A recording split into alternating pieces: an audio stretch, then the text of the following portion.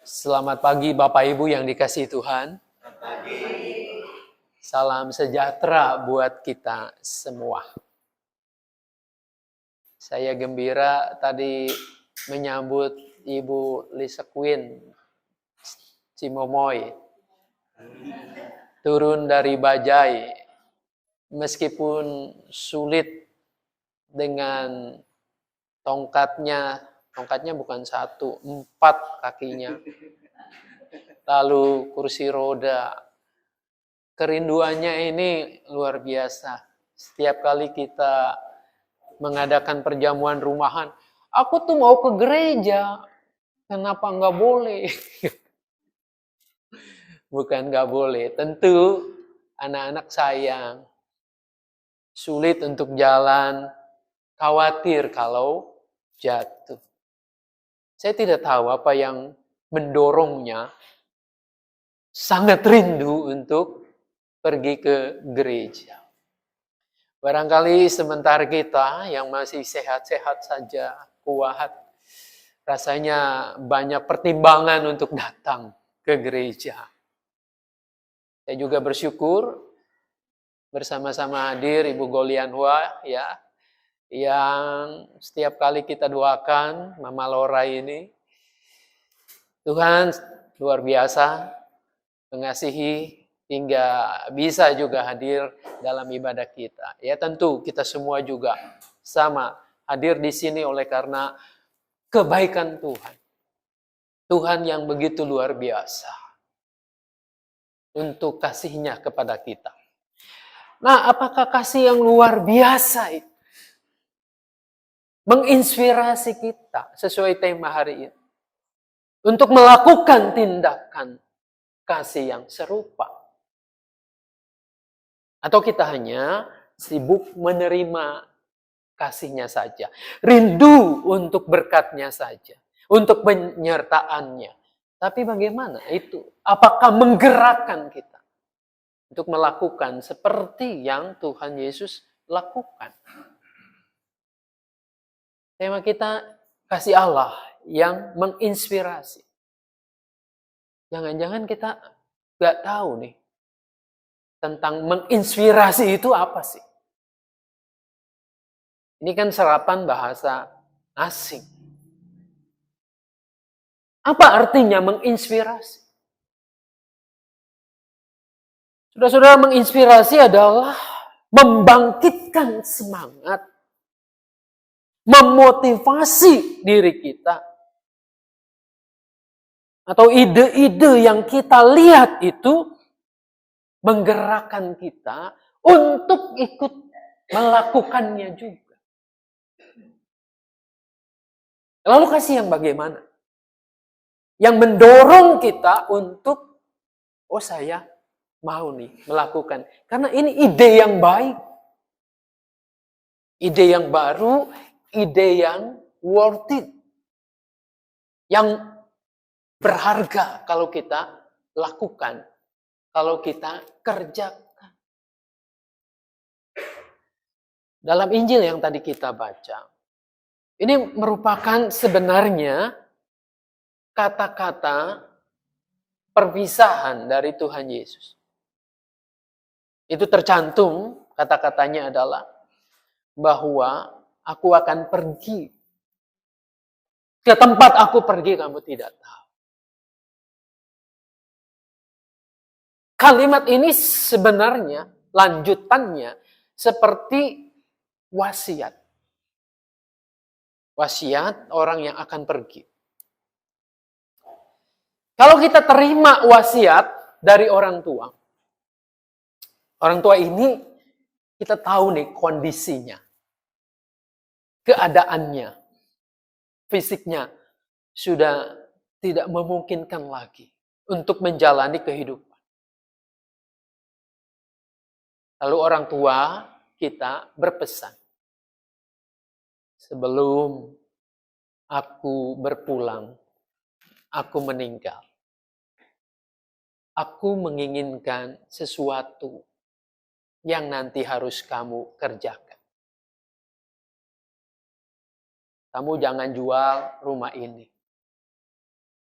biarlah ini tempat untuk kalian bisa kumpul, bisa reuni lagi. Meskipun aku tidak ada, suasana ini, rumah ini, akan menolong kalian untuk merasakan kembali kehangatan cintaku. Dan nanti, kalau aku meninggal, tidak usah dimakamkan, dikremasi saja. Benar tuh, orang tua itu meninggal. Dia meninggalkan pesan, wasiat. Sebagai anak yang baik, saya kira kita akan menuruti. Akan mewujudkan keinginannya. Bahkan mungkin kita akan berpikir, rasanya kalau dikremasi itu kan udah hilang. Jadi abu, debu disebarkan. Kita nggak punya memori lagi. Kenangan lagi. Kita nggak bisa ke makamnya. Maka kita tetap melakukan. Gimana ya? Ada sebuah rasa yang di hati ini. Kalau ini wasiat tidak dikerjakan, maka pasti ada sesuatu yang salah. Ada semacam hutang yang belum dilakukan terhadap orang yang kita kasihi. Nah, bayangkan Bapak Ibu sekalian, ketika kita mendengar wasiat sebelum kepergian orang yang kita hormati, kita akan mati-matian untuk mengerjakannya. Yesus sudah pamit pada murid-muridnya. Aku akan dimuliakan. Sebentar lagi Bapakku akan memuliakan aku di dalam diriku dan aku akan memuliakan dia. Ini kalimat yang tidak mudah.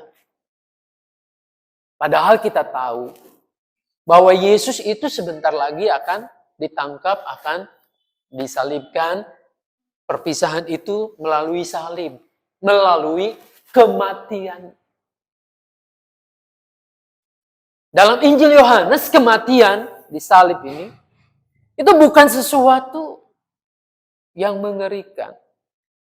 Tetapi jalan untuk memuliakan Bapaknya. Jalan Bapaknya memuliakan dia. Kenapa? Karena di salib inilah tuntas segala yang diamanatkan kepadanya. Yang harus dikerjakan. Sekarang Bapa sudah mengamanatkan dan segera akan dilakukan. Dan melalui salib ini, Allah Bapa dimuliakan. Nah, sekarang Yesus berpesan nih, sebelum aku pergi meninggalkan kalian. Ia pesannya adalah dalam kalimat berikutnya. Aku memberikan perintah baru, ayat 34 itu, kepada kamu. Yaitu supaya kamu saling mengasihi. Sama seperti aku telah mengasihi kamu, demikian pula kamu harus saling mengasihi. Wasiatnya Yesus itu tidak minta, oh nanti kalau aku sudah tiada, kamu rayakan kelahiranku, Natal, supaya ramai meriah.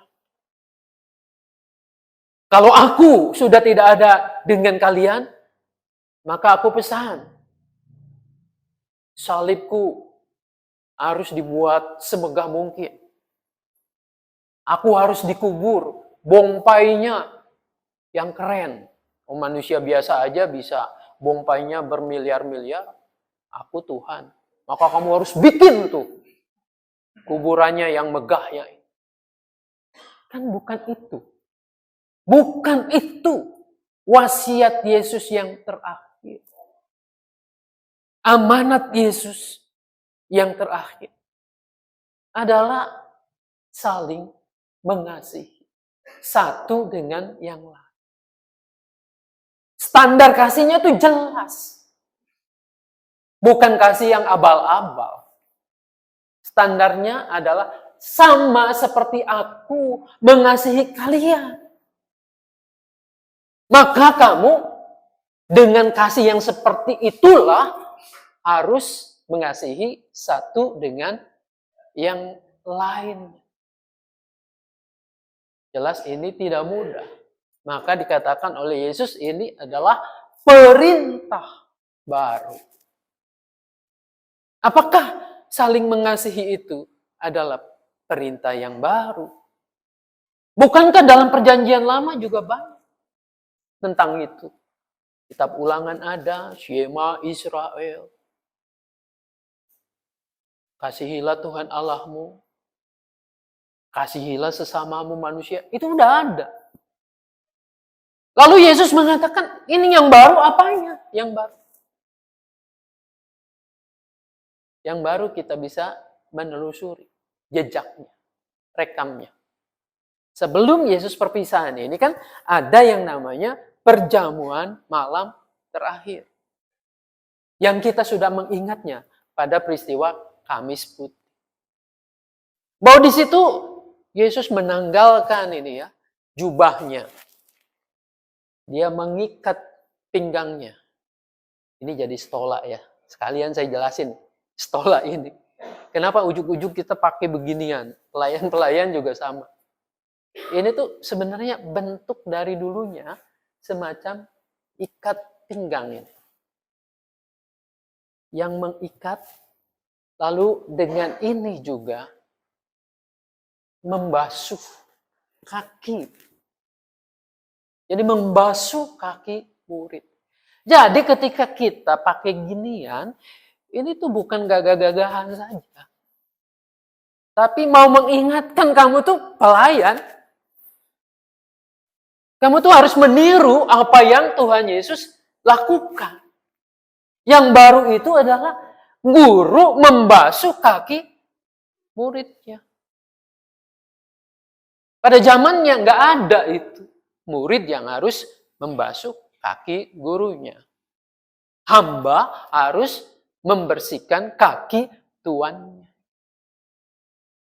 Yesus mengatakan kan dalam peristiwa itu, aku yang adalah guru dan Tuhan, dan katamu itu tepat. Aku membasuh kamu, maka kamu harus saling membasuh sama satu dengan yang lain. Clear di situ. Jadi ini yang baru, kasih yang sedemikian itu. Kasih yang tidak pandang bulu. Kasih yang tidak memilah-milah siapa yang harus dikasihinya. Nah ini standar ini. Ini yang memang tidak mudah. Kenapa? Karena kita cenderung mengasihi orang, melakukan tindakan kasih, kalau ada cuannya. Kalau kita melakukannya malah sipun, malah buntung, buat apa? Kan rugi. Nah sesuatu yang menggerakkan kita nih, yang bisa menginspirasi kita, yang membuat kita semangat untuk meniru melakukannya, kalau ada apanya? Ada worth it-nya, ada untungnya. Lagu NKB kan ada itu ya, besarlah untungku. Kita nyarinya untung, cuan terus. Saya terinspirasi baru-baru ini kita ngobrol dengan teman paling dekat ya istri saya. Sebentar lagi aku ini mau pensiun. Habis itu kita ngapain ya? Lalu saya melihat banyak TikTok, banyak dari YouTube itu. Hidup sesudah pensiun itu apa? Saya ngomong gini, enak juga ya kalau kita menjalaninya dengan slow living. Lalu ada juga yang menawarkan frugal living. Apa sih artinya itu? Hidup, kesannya hidup nyantai. Ya. Tidak diburu-buru waktu. Lalu worth it-nya apa? Wah, di situ dijelaskan. Mungkin pemasukan nggak ada, dikit. Hanya uang pensiun. Tetapi kita kaya dengan waktu. Kita kaya dengan kesempatan untuk berdua. Wah, keren ya. Dulu pacaran maunya berdua. Mau pensiun berdua juga. Slow living menata hidup sendiri. Mengendalikan waktu sendiri. Sesudah itu nih angannya terus putar. Enak juga ya kalau kita punya kebun. Kebun durian yang premium. Bayangkan, satu pohon durian namanya oci bukan oci kita, itu blackthorn namanya ya. 1 kilo harganya tidak kurang dari 300.000. Kalau satu buah, itu 2 kilo saja. Berarti lakpe.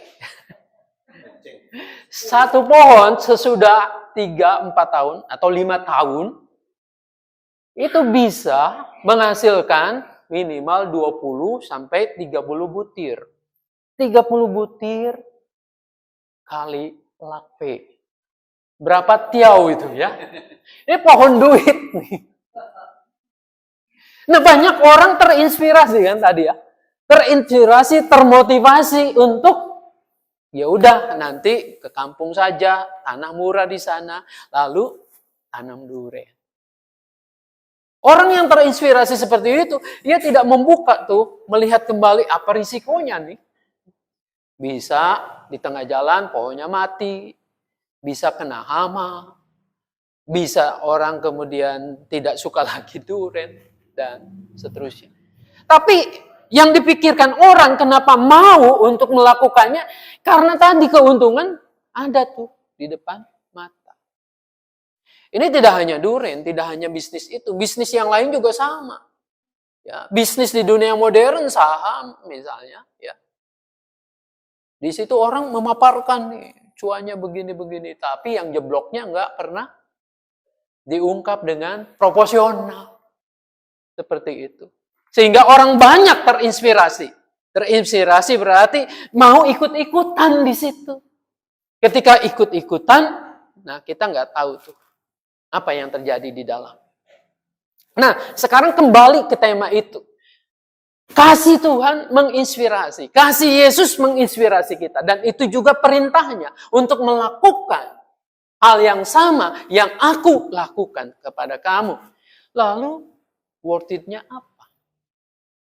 Untungnya apa? Kalau aku mengasihi versi Tuhan Yesus ini, mengasihi orang yang jelas-jelas bakal mengkhianati aku. Kan Yesus melakukan itu nggak pilih-pilih kan, ya? Maksudnya nggak pilih-pilih, dia membasuh seluruh kaki murid. Oh ini si Yudas nih yang bakal mengkhianati aku. Maka aku lewatin saja. Ngapain, lihat mukanya aja sudah sebel gitu. Atau ketika berhenti pada Simon Petrus. Ini orang ini pasti bakal mengkhianati aku. Yesus tahu kan semua itu. Terus ngapain aku mengasihi dia? Membasuh kakinya pula. Kan Yesus nggak begitu. Dia tidak pilah-pilah. Yang bakal mengkhianat, yang bakal menyangkal, dia lakukan juga. Dia layani dengan sepenuh hati. Tidak membeda-bedakan. Terus worth it-nya apa buat kita?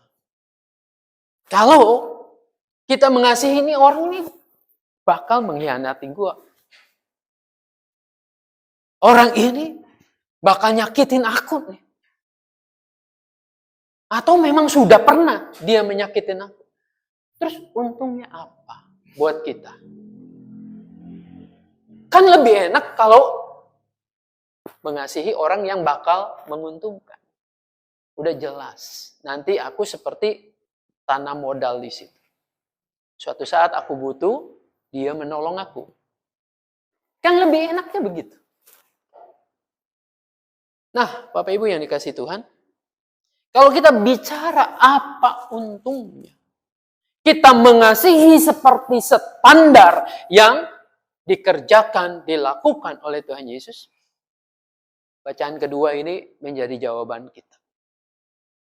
Yaitu Wahyu 21.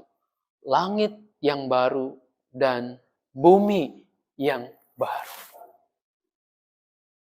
Apakah Anda dan saya sekarang melihat keadaan dunia ini sedang baik-baik saja?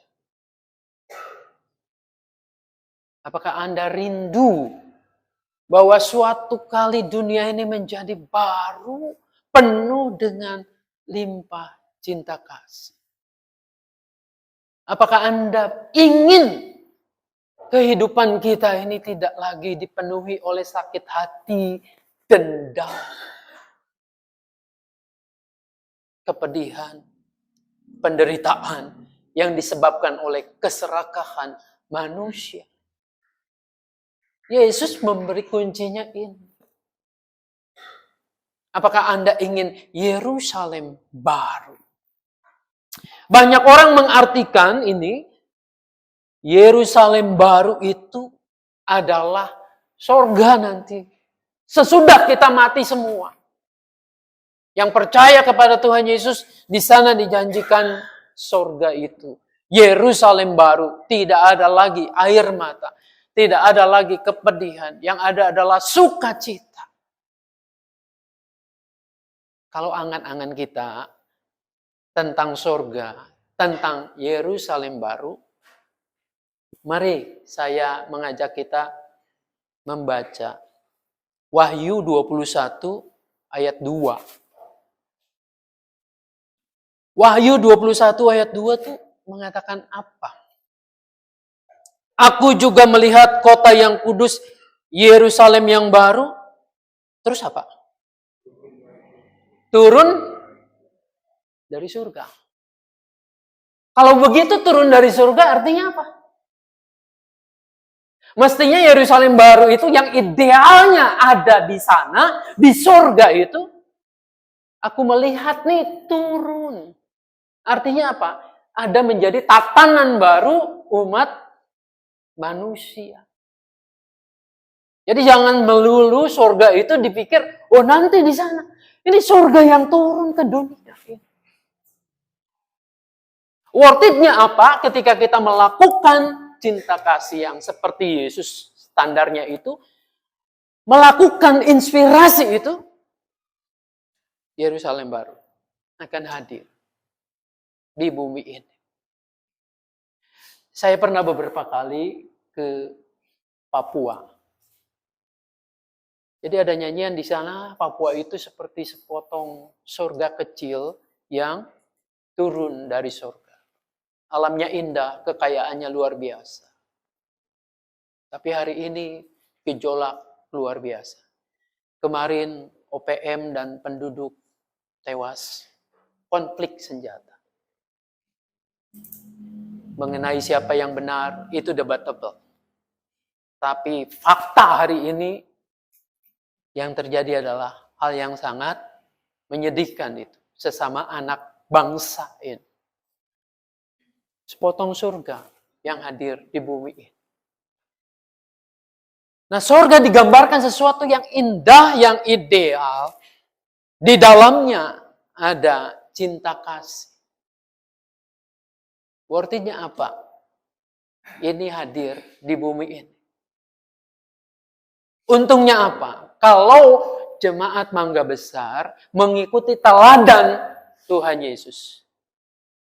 Cinta Tuhan Yesus jadi inspirasi tindakan kita. Saya bayangkan sepotong surga turun dari surga. Hadir di sini. Mangga Besar 5. Oh, ini ada surga. Di surga ada pengampunan. Ada rasa saling mengampuni. Walaupun mungkin kita telah tersakiti. Di sini ada kasih yang tidak basa-basi. Yang tidak hanya diucapkan dan jadi tema seperti hari ini. Tetapi ada sesuatu yang nyata, konkret. Yang harus kita lakukan. Tugas gereja adalah menghadirkan tanda-tanda kerajaan sorga itu. Tapi kalau di sini yang terjadi egois, mau menang sendiri, mau hanya dimengerti sendiri, tak peduli perasaan orang lain, bukan sorga, bukan Yerusalem baru. Di sini neraka baru jadinya. Yang terjadi saling caci maki, saling curiga, saling menyimpan dendam. Coba bebaskan itu dalam hidup kita. Wujudkan dengan tindakan, bukan hanya ucapan. Saya sih sangat optimis. Kita banyak. Dulu murid-murid Yesus 12. Mungkin ada murid perempuan, murid yang lain. Tidak banyak dibandingkan dengan mereka yang memusuhinya. Tapi yang terjadi adalah mereka terus tumbuh. Kisah Rasul 2 ayat 41 kita baca di situ. Bagaimana komunitas jemaat pertama betul-betul menghadirkan sorga di bumi. Bukan membuai jemaat bermimpi nanti sorga itu di seberang kematian. Tapi diwujudkan di sini. Melalui apa? Cinta kasih. Tidak mudah. Betul. Awalnya juga tidak mudah. Petrus juga diminta pertanggungjawaban ketika ia membagikan kasih kepada orang yang berbeda. Kepada Cornelius. Kenapa kamu bergaul dengan orang asing? Kenapa membaptiskan Cornelius dan keluarganya? Jelas-jelas bukan Yahudi. Jelas-jelas mereka berpihak kepada Romawi. Lalu Petrus menjelaskan dengan 3 penglihatan itu. Yang intinya adalah apa yang dihalalkan oleh Allah tidak boleh diharamkan oleh manusia. Jadi tantangannya banyak, iya. Tetapi Roh Kudus membimbing Petrus untuk bisa melakukannya. Tantangan di depan kita banyak, iya. Tetapi percayalah, Roh Kudus itu jauh lebih berkuasa, lebih besar. Ketika kita mau memberi diri. Jadi kita semua tidak hanya membaca bagian ini. Marilah. Saya berharap kita terinspirasi oleh kasih, oleh cinta kasih Tuhan Yesus. Mulailah dari diri sendiri. Jangan menanti orang lain untuk melakukannya. Mulailah sekarang. Karena bisa jadi besok terlambat. Mulailah dengan hal-hal yang kecil. Jangan idenya besar tapi tidak dikerjakan. Yang kecil dulu. Sekarang, hari ini. Lakukanlah tindakan kasih. Nanti akan viral. Maksudnya bukan digembar-gemborkan. Orang lain akan juga mengikuti. Kalau kita duluan melakukan itu. Biarlah Tuhan Yesus menolong, memberkati kita. Amin.